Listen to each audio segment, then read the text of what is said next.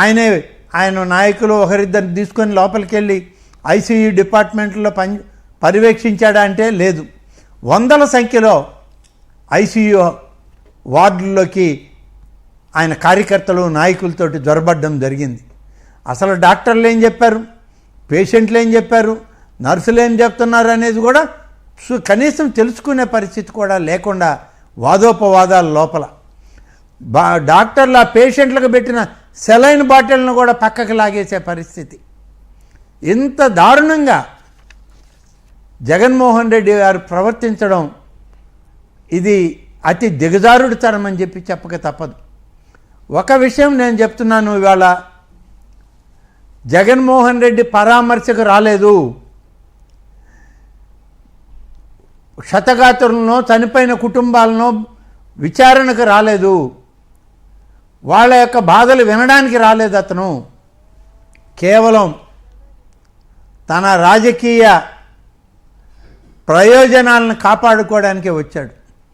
మనం గత 5 ఏళ్ళు చూసాం, జగన్మోహన్ రెడ్డి ఏ ప్రాంతానికి వెళ్ళాలన్నా చెట్లు నరికేయాలి, కరెంటు ఆపేయాలి, బజార్లు మూసేయాలి, పోలీసులంతా కూడా తెరలు కట్టుకొని నిలబడితేనే జగన్మోహన్ రెడ్డి గారు రోడ్డు మీదకి వస్తాడు.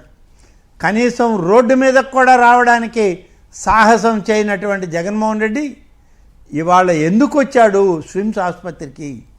కేవలం తన రాజకీయ ప్రయోజనాలను కాపాడుకోవాలని దుష్ట చతుష్టయంతో కలిసి వచ్చాడు అని చెప్పి మమ్మల్ని అడ్డుకోబోయారు, మా కాన్వాయ్ రానియకుండా చేసే ప్రయత్నం చేశారు, మేమేదో లోపాలు ఎత్తి చూపుతామని చెప్పి మాట్లాడినటువంటి పరిస్థితులు కూడా విన్నాం. అలాంటిది ఏమన్నా అడ్డుకున్నారా అక్కడ? సార్, ఆయన అడ్డుకునే ప్రయత్నం ఎవరూ చేయలేదు. పోలీస్ అధికారులు అయ్యా అక్కడ ఉప ముఖ్యమంత్రి గారు ఆసుపత్రిలో విచారణలో ఉన్నారు, వారిని పరామర్శించి వచ్చాక మీరు వెళ్ళండి, ఒక్క 15 నిమిషాలు మీరు ఆగండి అని అంటే ఆగకుండా నెట్టుకొని తోసుకొని పోలీస్ అధికారుల మీద కూడా దౌర్జన్యం చేసి నేరుగా ఆసుపత్రులకి వందల సంఖ్యలో తన కార్యకర్తలను తీసుకొని ఆసుపత్రిలోకి దూరారు. పవన్ కళ్యాణ్ గారి అభిమానులు అక్కడ ఉన్నారు, వాళ్ళు నినాదాలు ఇస్తుంటే పవన్ కళ్యాణ్ గారు ఆపారు. కానీ జగన్మోహన్ రెడ్డి గారు ఆయన నినాదాలను ఆయన ఆపలా, ఇంకా వాళ్ళని ఉత్సాహపరిచాడు, ఇంకా దౌర్జన్యం చేయమన్నాడు, ఆసుపత్రిలోకి దూరి వెళ్ళమన్నాడు, ఐసీయూ డిపార్ట్మెంట్లకి మరి ఒక బాధ్యత లేనటువంటి వ్యక్తిగా ప్రవర్తించాడు. ఇది దుష్ట చతుష్టయ యాత్రే తప్ప ఇది కష్టంలో ఉన్నటువంటి వాళ్ళని పరామర్శించే యాత్ర కాదు. ఇంకా జగన్మోహన్ రెడ్డి తన రాచరికపు వ్యవస్థలో నుంచి ఆలోచనల నుంచి బయటకు రాలేదు. ఆయన అదే విధమైన పోకడల్లో ఉన్నాడు. ప్రజలు ఇప్పుడు బుద్ధి చెప్పి 5 సంవత్సరాలు అసలు నీకు ప్రతిపక్ష పాత్ర కూడా లేదని చెప్పాక కూడా ఆయనకి ఇంకా జ్ఞానోదయం కలగలేదంటే ఆ భగవంతుడే ఆయన్ని ఏ విధంగా కాపాడుతాడో చూడాలి. ఎస్, కవర్లు కూడా ఇచ్చారు అన్నారు సార్, ఏది కవర్ల వ్యవహారం ఏంటి అసలు?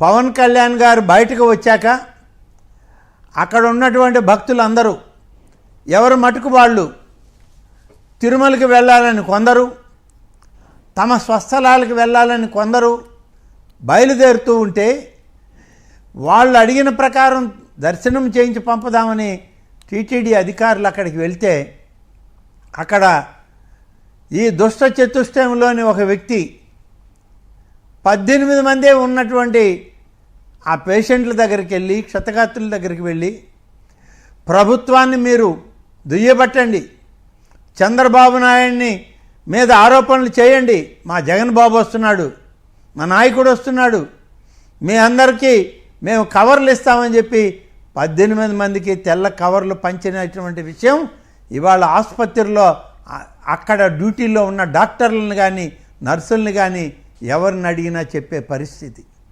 మీ దుష్ట పంచాంగంలో, నీ దుష్ట పన్నాగంలో వ్యక్తి నీ రాకకి అక్కడ పేషెంట్లు ఉండరేమో, దెబ్బలు తగిలిన వాళ్ళు, గాయాలైన వాళ్ళు వెళ్ళిపోతారేమో అని వాళ్ళని నిలుపుకోవడానికి నానాయాతన పడి పైపెచ్చు ప్రభుత్వాన్ని, ముఖ్యమంత్రిని తిట్టామని నీకు కవర్లు పంచినటువంటి విషయం ఇంతకన్నా నీచమైన రాజకీయ సంస్కృతి ఇంకెక్కడైనా ఉందా అని అడుగుతున్నా.